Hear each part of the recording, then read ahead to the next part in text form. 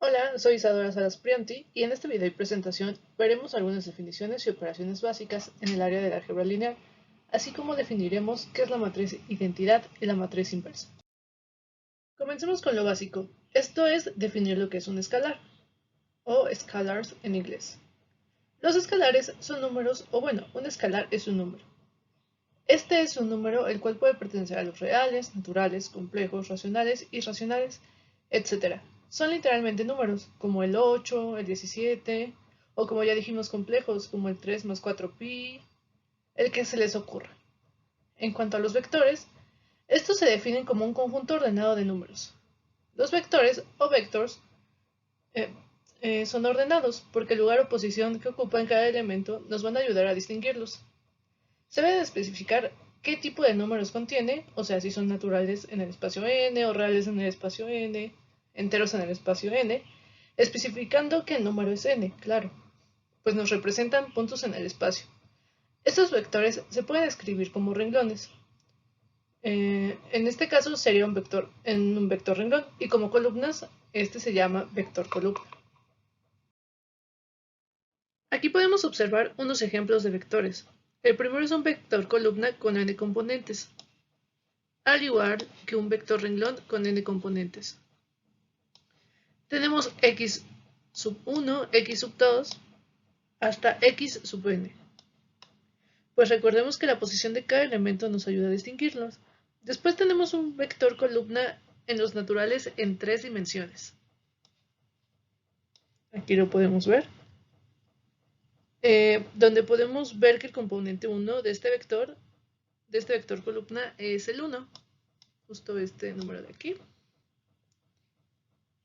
Así como el siguiente vector renglón en los números compuestos en 5 dimensiones. Pues tiene 5 elementos. De aquí podemos distinguir el componente 3, que es el número 5 más 2i.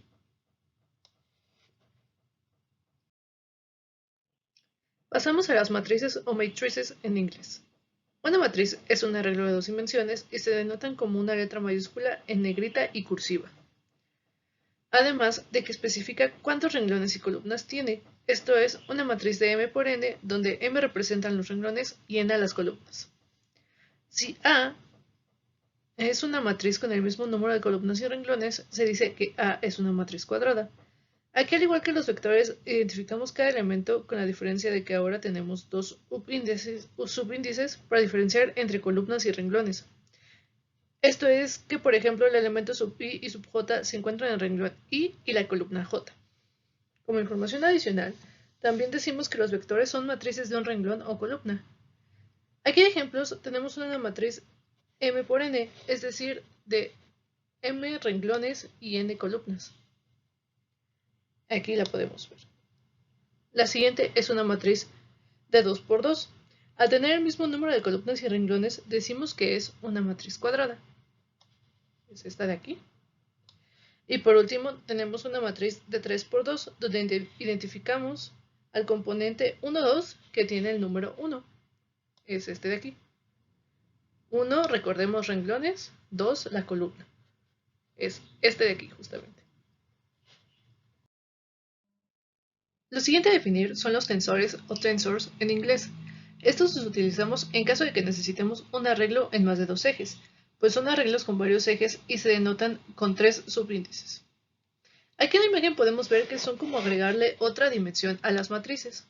Aquí podemos ver muy bien la primera matriz, por acá atrás la segunda y acá atrás la tercera. Bueno, esa sí se ve bien. Están acá. Justo. Podemos ver que el elemento A111 es el 0, justamente. Y por ejemplo, el A113 es este elemento de acá, que curiosamente también es un 0. Ahora pasemos a la matriz transpuesta o transpose of a matrix en inglés. Se denota recordando cómo denotamos a la matriz y agregando una T como superíndice. Aquí lo podemos observar, el superíndice. Es la matriz que obtenemos al reflejar su diagonal, o bien pues en otras palabras podemos decir que se obtiene intercambiando a los renglones de las matrices por columnas o viceversa. Aquí podemos ver cómo la diagonal no cambia en ninguno de los tres ejemplos. Aquí se queda igual, aquí se queda igual, esta se queda igual, esta se queda igual, esta se queda igual. Aquí está. Solo intercambiamos los renglones por columnas. Por ejemplo, aquí tenemos este renglón que podemos observar que se pasó por acá. Este otro renglón se pasó por acá. O bien podemos decir que esta columna pasó a ser renglón, esta columna pasó a ser renglón. Suma de matrices. Estos solo se pueden dar en matrices que sean del mismo tamaño, es decir, que tengan el mismo número de columnas y renglones. Y es componente a componente, por eso deben de tener el mismo tamaño. Aquí observamos unos cuantos ejemplos. Aquí para la suma de la matriz A más C, tomamos el elemento A11. A11 es la suma del A11 de A más la suma del A11 de C. Es por eso que nos dio 1. Aquí para el A12, que tenemos como resultado el 3, fue la suma de este 2 del A12 de la matriz A y el A12 de la matriz C. Y así con cada elemento de las matrices que estamos sumando. Aquí les dejo un par de ejemplos más para que chequen bien el proceso. Multiplicación de una matriz por un escalar. Teniendo una matriz bien definida y un escalar, recordemos que este es un número, ya sea real, imaginario, entero, del que sea. La multiplicación por un escalar es aquella donde cada componente de la matriz es multiplicado por el mismo escalar. Aquí tenemos algunos ejemplos donde utilizamos diferentes números. Aquí multiplicamos la matriz A, esta es la matriz A, por el número 5. Entonces, cada elemento lo multiplicamos por 5. 1 por 5, 5. 2 por 5, 10. 3 por 5, 15 y así con cada elemento. Lo mismo para la matriz B y el escalar pi. 1 por pi, pi. 8 por pi, 8pi y así con cada elemento. Pi, 8pi. Para el tercer ejemplo utilizamos un número imaginario que es el 3i y la matriz C. Hicimos lo mismo para cada elemento. 1 por 3i, 3i y así con cada elemento. Ahora pasamos a la multiplicación de matrices y vectores. Comencemos por la multiplicación de vectores. Aquí es necesario que cada vector tenga el mismo número de componentes. Es lo esencial, si no, no se puede realizar. Este tipo de multiplicación también se llama producto o producto punto, o producto escalar, ya que la multiplicación nos da como resultado un escalar. Ahora, ¿cómo se realiza? Muy sencillo. Supongamos que tenemos el vector columna A y el vector columna B. Estos aquí. Vector columna, vector columna. Entonces vamos a multiplicar el componente 1 por el componente 1. Esto es A sub 1 por B sub 1. Luego le sumaremos la multiplicación de A sub 2 por B sub 2. Aquí vemos cómo vamos a sumarlo. Y así hasta que lleguemos a AN por BN. Esta suma de aquí nos da como resultado un escalar, o sea, nos tiene que dar solamente un número. Lo mismo si es un vector renglón por un vector columna. Hacemos lo mismo, es A sub 1 por B sub 1. Aquí. Eso le sumamos A sub 2 por B sub 2. Y así. Y obviamente esta suma, tanto como la otra, nos tiene que dar un número escalar, solamente un numerito. Ahora tenemos un ejemplo más particular. Este es un vector renglón y un vector columna. Entonces vamos a hacer su multiplicación. Aquí tenemos el 1 por el 5, aquí ya está. El 2 por el 6, aquí ya está. El 3 por el 7 y el 4 por el 8. Entonces 5, 12, 21, 32. Y si hacen la operación, espero desde 70. Ahora, vamos a pasar a las propiedades. Las propiedades de la multiplicación de vectores son: cualquier vector multiplicado por el vector 0 nos dará como resultado el 0. Ahí para que ya ni hagan las operaciones, esto pues, es 0.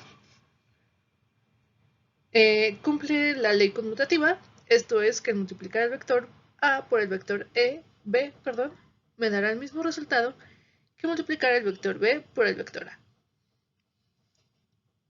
Así se llama, ley conmutativa. Aquí está.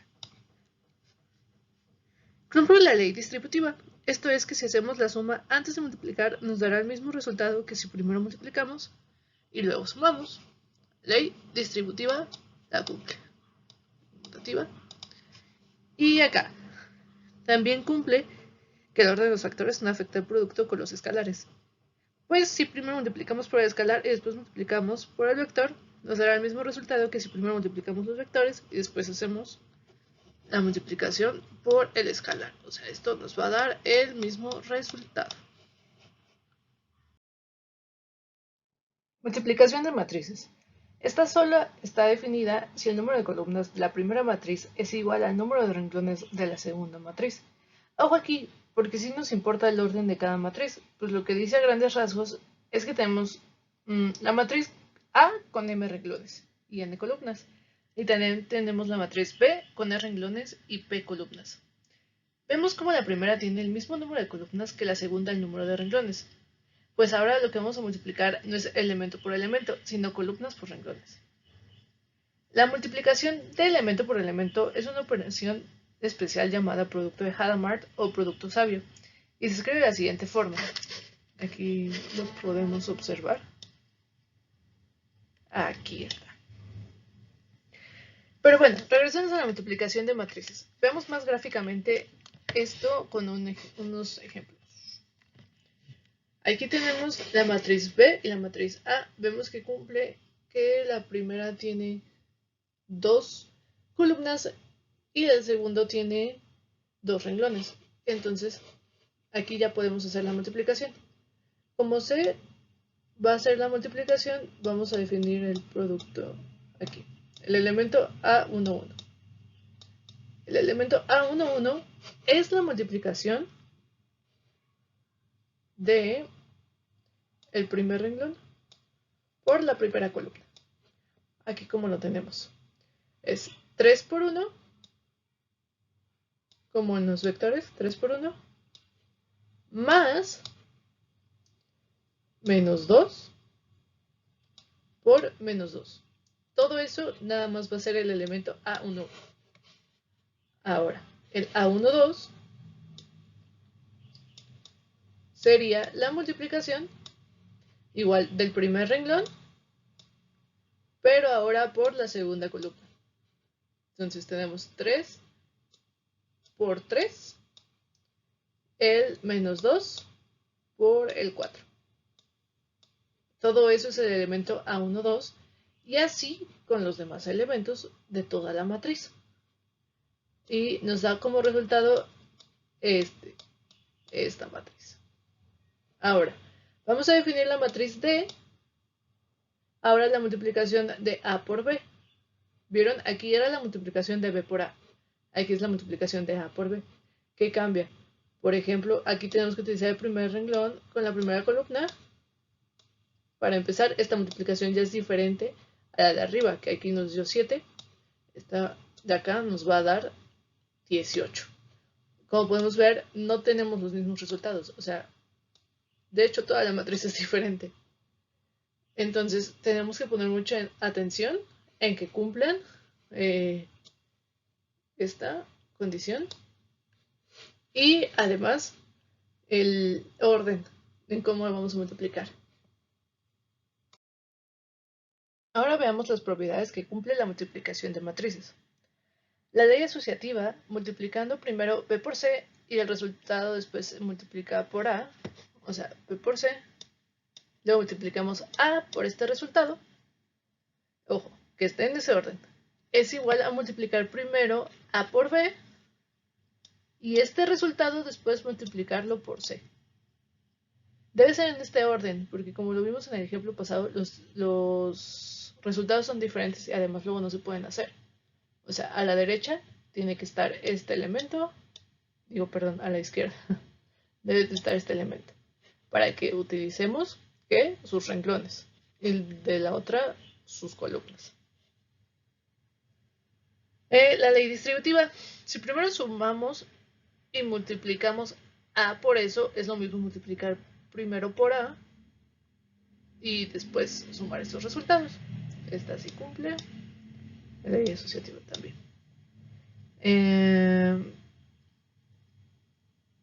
Lo mismo pues para el otro lado. O sea, si primero tenemos que hacer la suma, primero se hace la suma. Después se multiplica por C. O si después hacemos la suma y primero multiplicamos. Pero recuerden que tenemos que hacer esta distinción. Pues porque, como vimos en el ejemplo pasado, la multiplicación de matrices no cumple con la ley conmutativa. Por eso es tan importante hacer la distinción. Y también cumple que C transpuesta es igual a multiplicación de B transpuesta por A transpuesta. Todo esto partiendo de la idea de que C es igual a A por B. Aquí sí podemos. Aquí de hecho se tiene que cambiar el orden. B a la izquierda, A a la derecha, y porque es la transpuesta, estos resultados nos van a dar similares. Bueno, C transpuesta va a ser esto. Y como ya habíamos dicho, no se cumple la ley conmutativa.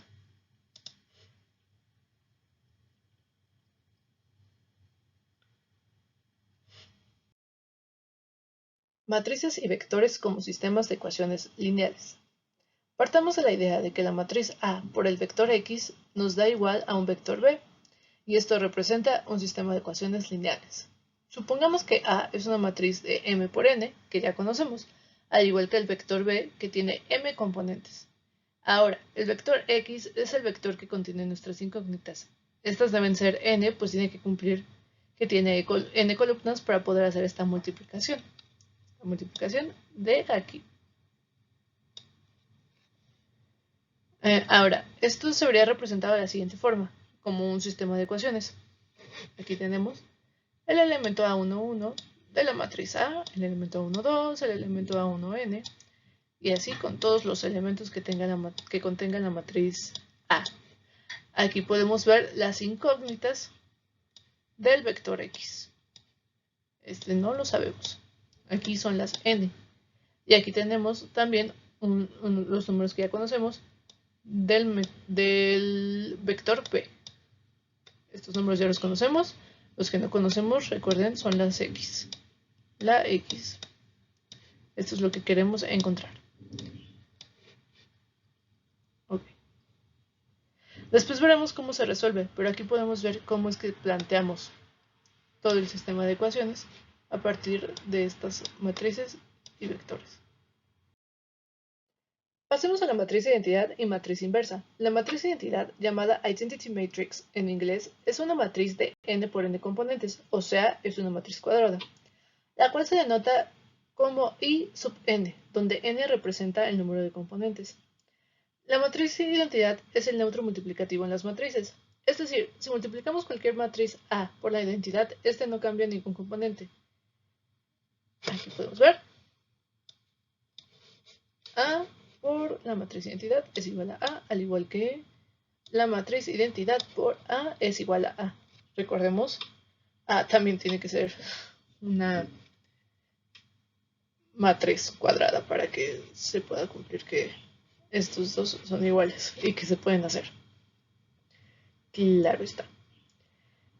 Bueno, definimos la matriz identidad como ceros en todos los componentes, menos en su diagonal. Aquí en su diagonal va a tener el número 1. Este es el ejemplo de la identidad en dimensión 3 y la identidad en dimensión 4. 4 elementos en su diagonal que son distintos de 0. Ahora pasemos a la matriz inversa o inverse matrix en inglés. Una matriz de n por n se denota A con superíndice a la menos 1, este superíndice de aquí, ahí está. Si cumple con que la matriz A por la matriz A la menos 1 nos da igual a la matriz identidad. Recordemos, matriz cuadrada, entonces se puede hacer de los dos lados la multiplicación. Esto es conmutativo, como podemos ver aquí. Si una matriz A llega a tener inversa, se dice que es una matriz invertible. Esto porque no todas las matrices cuadradas tienen inversa. Las que no tienen se llaman matrices singulares. La matriz inversa de cada matriz es única y además cumple con la propiedad de que la inversa de la matriz inversa, o sea, esto de aquí, es igual a la matriz original. Aquí tenemos algunos ejemplos. Aquí tenemos A. Y definimos a la menos 1 como esto. Vemos que la multiplicación, esta la pueden hacer si ustedes quieren, para checar qué tal andan en las multiplicaciones. Nos da justo la identidad. Entonces decimos que esta sí es su matriz inversa. Ahora sí, tenemos las herramientas necesarias para poder resolver el sistema de ecuaciones que planteamos. Unas diapositivas atrás, ¿recuerdan? Unas diapositivas atrás dijimos cómo se plantea el sistema de ecuaciones. Ahora, partiendo de AX igual a B, podemos multiplicar de los dos lados por la izquierda por la matriz inversa. Matriz inversa aquí, matriz inversa acá. Así se resuelven las ecuaciones. Entonces, ¿qué era esto? A la menos 1 por A igual a la identidad, o sea, eso es lo que tiene que cumplir, a la identidad por X. Y aquí tenemos, pues aquí de este lado no cambia nada porque aún no hemos hecho nada de este lado. Y de hecho ya no lo vamos a hacer, solo vamos a ver que como la identidad no cambia los elementos de X, X ya se queda así. Y de hecho ya tenemos nuestro resultado de la ecuación. Entonces, X es igual a la inversa de la matriz A por el vector B. Así, al multiplicar la inversa de A por el vector B, nos dará la solución a todos los componentes del vector X, como ya lo había dicho. Y una nota. Para el uso del software y computadoras, en teoría, la inversa de A nos ayudaría a resolver X para distintos vectores de B, pero a veces esto no es posible porque los mismos softwares y computadoras tienen precisión limitada y solo nos ayudarían a encontrar un estimado. Ahora podemos ver un ejemplo. Aquí tenemos una matriz A que conocemos, esta ya la conocemos. También conocemos al vector B. Ahora, para pasarlo al sistema, como lo habíamos hecho en las diapositivas atrás, este lo dejamos así, lo multiplicamos por el vector X. Entonces sería 2x1, 4x2, 4x2, 3x3. Y aquí esto es igual al 6 de su vector de acá. Y lo mismo hacemos para todos los renglones. Ahora definimos la inversa de la matriz A como esto. Pues cumple con la propiedad que necesitamos, que esto sea igual a la identidad. Esta multiplicación de aquí. Entonces, para resolver X, solamente tenemos que multiplicar la inversa de A por el vector B. Y hacemos la multiplicación, ustedes lo pueden hacer como ejercicio, y les van a dar el siguiente resultado. Este sistema de ecuaciones se resuelve con x1 igual a 25, x2 igual a menos 8,